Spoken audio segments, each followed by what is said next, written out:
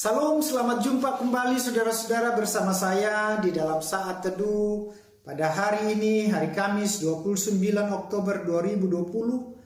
Saya selalu merindukan agar saudara dan saya meluangkan waktu untuk memuliakan Tuhan. Kenapa? Karena kita telah merasakan pimpinan penyertaan Tuhan, dan karena itu jangan lupakan kebaikannya. Karena itu, marilah saudara-saudara, luangkanlah waktumu sejenak untuk beribadah dalam saat teduh pada pagi hari ini. Dan karena itu sebelum kita membaca merenungkan firman Tuhan, mari saudara-saudara kita minta pertolongan Tuhan di dalam doa. Kita berdoa. Pagi ini Tuhan, kami datang kembali kepadamu. Kami membawa seluruh keberadaan kami. Kami mohon Tuhan yang terus memberkati menyertai kami semua. Dan karena itulah sebelum kami melanjutkan berbagai aktivitas kami hari ini, kami mau menghayati sebagian kecil dari firman-Mu pada hari ini. Tuhan tolong kami, Tuhan berkati kami, agar biarlah firman yang akan kami baca dan renungkan ini sungguh dapat kami pahami dengan baik, sehingga dengan itu kami boleh mendasarinya di dalam melakukan berbagai aktivitas hidup kami. Inilah doa kami Tuhan, dengar dan sempurnakan, ampuni salah dosa kami, karena kami sudah berdoa di dalam Kristus Yesus Tuhan dan Juru Selamat kami yang hidup. Amin. Saudara-saudara, firman Tuhan pada pagi ini terambil dalam kitab Perjanjian Lama, Yosua pasal 1 pada ayat yang pertama hingga 11. Yosua pasal 1 pada ayat yang pertama sampai 11. Demikian sabda firman-Nya di bawah judul Perintah Tuhan kepada Yosua untuk merebut tanah Kanaan. Demikianlah sabdanya. Sesudah Musa hamba Tuhan itu mati, berfirmanlah Tuhan kepada Yosua bin Nun abdi Musa itu demikian. Hambaku Musa telah mati, sebab itu bersiaplah sekarang seberangi sungai Yordan ini, engkau dan seluruh bangsa ini menuju negeri yang akan kuberikan kepada mereka dan kepada orang Israel itu. Setiap tempat yang akan diinjak oleh telapak kakimu kuberikan kepada kamu, seperti yang telah kujanjikan kepada Musa. Dari padang gurun dan gunung Lebanon yang sebelah sana itu sampai ke sungai besar, yakni sungai Efrat, menuju seluruh tanah orang Het, sampai ke laut besar di sebelah matahari terbenam, semuanya itu akan menjadi daerahmu. Seorang pun tidak akan dapat bertahan menghadapi engkau seumur hidupmu, seperti aku menyertai Musa. Demikianlah aku akan menyertai engkau, aku tidak akan membiarkan engkau dan tidak akan meninggalkan engkau. Kuatkanlah dan teguhkanlah hatimu, sebab engkaulah yang akan memimpin bangsa ini memiliki negeri yang kujanjikan dengan bersumpah kepada nenek moyang mereka untuk diberikan kepada mereka. Hanya kuatkan dan teguhkanlah hatimu dengan sungguh-sungguh. Bertindaklah hati-hati sesuai dengan seluruh hukum yang telah diperintahkan kepadamu oleh hambaku Musa. Janganlah menyimpang ke kanan atau ke kiri, supaya engkau beruntung kemanapun engkau pergi. Janganlah engkau lupa memperkatakan kitab Taurat ini, tapi renungkanlah itu siang dan malam, supaya engkau bertindak berhati-hati sesuai dengan segala yang tertulis di dalamnya. Sebab dengan demikian perjalananmu akan berhasil dan engkau akan beruntung. Bukankah telah kuperintahkan kepadamu, kuatkanlah dan teguhkanlah hatimu. Janganlah kecut dan tawar hati, sebab Tuhan Allahmu menyertai engkau kemanapun engkau pergi. Lalu Yosua memberi perintah kepada pengatur-pengatur pasukan bangsa itu, katanya, jalanilah seluruh perkemahan dan perintahkanlah kepada bangsa itu demikian. Sediakanlah bekalmu, sebab dalam 3 hari kamu akan menyeberangi sungai Yordan ini untuk pergi menduduki negeri yang akan diberikan Tuhan Allahmu kepadamu untuk diduduki. Sampai sedemikian jauh pembacaan firman Tuhan. Yang berbahagia adalah kita semua yang telah membaca serta mau melakukan firman Tuhan itu di dalam hidup kita hari lepas hari. Haleluya, amin. Saudara-saudaraku yang kekasih di dalam Tuhan, dari firman Tuhan ini kita diarahkan oleh satu tema dalam bahasa daerah disebut ditole-tole. Saya ulangi, tema kita ditole-tole, atau dalam terjemahannya diulang-ulang.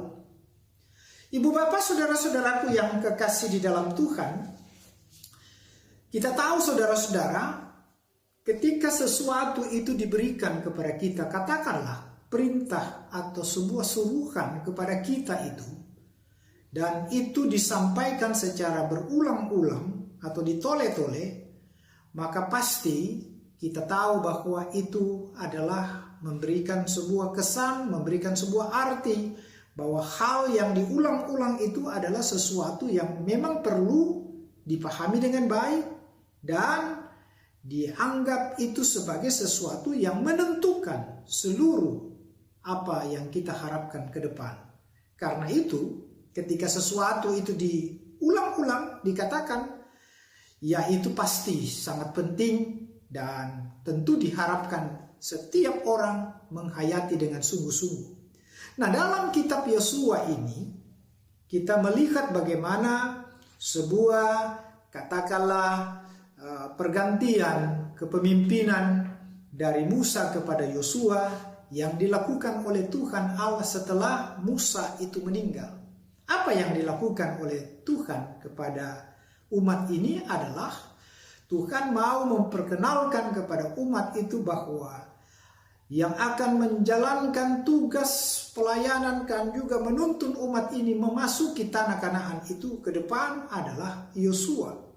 Yosua tahu saudara-saudara bahwa tugas ini sangat berat karena ia juga sebelumnya menjadi abdi Musa yang tahu persis karakter dari bangsa itu yang sangat dikatakan dia tegar tengkuk dan sangat-sangat keras kepala. Karena itu pasti Yosua punya pertimbangan, mampukah aku untuk melakukan semua tugas ini? Mengapa saudara-saudara itu diungkapkan oleh Yosua? Karena Yosua tahu saudara-saudara, karakter bangsa ini tidak main-main. Sangat keras. Mereka seringkali sudah melihat kebaikan Tuhan, tapi itu juga tidak menjamin seluruh kehidupan mereka itu untuk menyatakan kesetiaan kepada Tuhan. Karena itu Yosua sangat-sangat sadar tentang ini. Tapi untuk itulah Allah mengerti dengan sungguh bagaimana katakanlah sebuah kebimbangan daripada Yosua itu.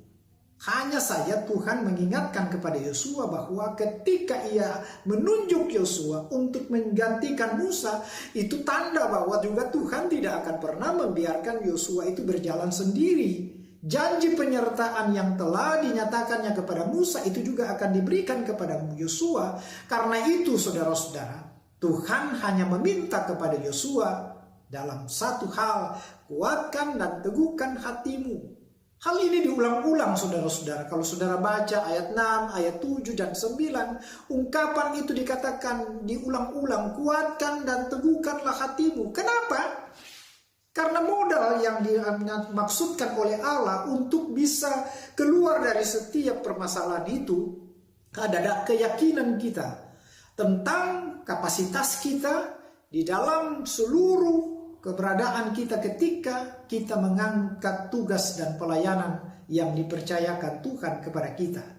Karena itu Yosua diminta oleh Tuhan tidak usah gentar, tidak usah takut, tidak usah cemas, karena Tuhan tahu kondisinya. Karena itu ia hanya mengatakan, hanya kuatkan dan teguhkanlah hatimu. Yosua disadarkan saudara-saudara bahwa Tuhanlah yang memilih dia dan Tuhan juga yang akan menyertai Yosua.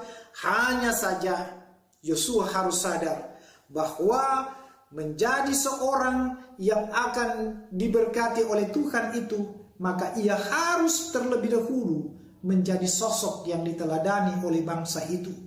Oleh karena itulah saudara-saudara, Tuhan yang merancang segala hal-hal yang baik bagi bangsa itu, juga itu akan dinyatakan kepada Yosua, karena Yosua dianggap oleh Tuhan adalah sosok yang setia kepadanya. Karena itu, sekali lagi, sekalipun Tuhan tahu, tapi Tuhan mau katakan, hanya jangan menyimpang ke kanan atau ke kiri, dan jangan lupa memperkatakan firman-Ku, dan teruslah berjalan bersamaku. Mungkin saudara-saudara kita bertanya, bagaimana dengan kita? Saudara-saudaraku, kalau Tuhan telah menyatakan sebuah penyertaannya kepada Musa dan Yosua, itu juga akan diwujud nyatakan kepada kita. Bukankah Kristus telah menjadi sebuah penggenapan dari penyertaan Tuhan itu? Tuhan telah menyatakan bahwa tetaplah engkau setia dan taat kepada Dia. Karena itu seluruh hidup kita seharusnya bermuara kepada takut akan Tuhan dan senantiasa setia melakukan segala apa yang Tuhan tuntut di dalam kehidupan saudara dan saya. Dan percayalah, ketika saudara dan saya melakukannya dan menjaga dengan setia seluruh apa yang Tuhan perintahkan, maka pasti Tuhan akan memberkati saudara dan saya. Selamat melanjutkan aktivitasmu, Tuhan memberkati saudara sekalian. Amin. Mari kita angkat pujian dari Kidung Jemaat, 369 ayat 1 dan 3. Ya Yesus, ku berjanji.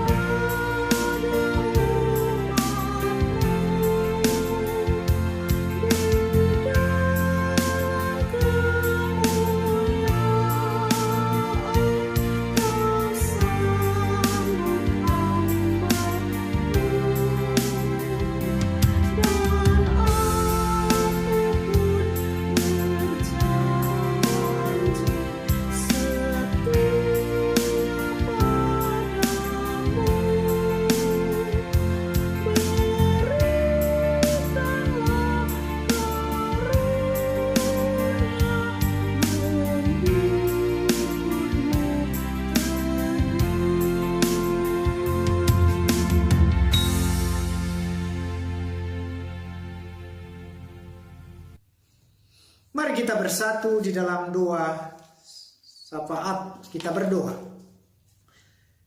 Kami datang kembali kepadamu Tuhan. Kami menyerahkan seluruh hidup kami. Biarlah apa yang telah kami dengarkan pada hari ini, pagi ini, memotivasi kami semua untuk sungguh-sungguh tidak bosan-bosannya mendengarkan sebuah perintah Tuhan yang telah dinyatakan Tuhan lewat firman-Mu. Ajarlah kami bukan menjadi pembaca, pendengar firman itu sendiri, tapi sungguh kami dapat menjadi penghayat yang sungguh-sungguh dapat memahami firman Tuhan itu dan melakukan dalam hidup kami semua. Kami percaya ketika kami taat dan setia melakukan segala tuntutan Tuhan, maka Tuhan sendiri akan memberkati kami. Perjalanan kami hari ini dan seterusnya, kami percayakan kepadamu. Berikan kami kekuatan kesehatan yang prima, topang kami dengan senantiasa kasih-Mu yang berkelimpahan itu, agar hari-hari kami boleh jalani dengan damai sejahtera-Mu. Tuhan, keluarga kami, seluruh keberadaan pribadi kami, dan seluruh pelayanan kami hari ini dan seterusnya, kami mohon Tuhan sendiri yang memberkati. Bagi pemerintah kami juga mohon Tuhan tetap memberkati dalam berbagai rencana menjalankan fungsi dan tugas di tengah-tengah bangsa ini, utamanya dalam mendatangkan damai sejahtera di tengah-tengah bangsa ini. Inilah doa kami, Tuhan, dengar dan sempurnakan, ampuni salah dosa kami, karena kami sudah berdoa di dalam Kristus Yesus Tuhan dan Muhalis kami yang hidup. Amin. Selamat melanjutkan aktivitasmu, saudaraku. Tuhan memberkati saudara sekalian.